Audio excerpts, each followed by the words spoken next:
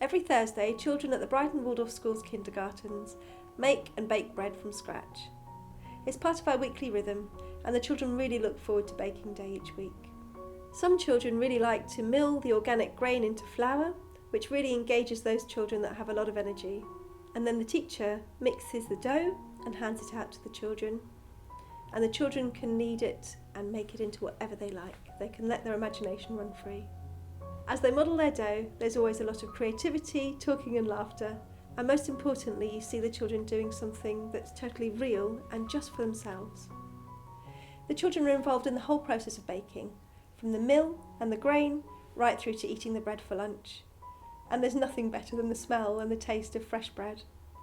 We sing together, and then we share out the bread, and we enjoy each other's company while the children share stories and laughter, which are all essential ingredients for a happy, healthy life.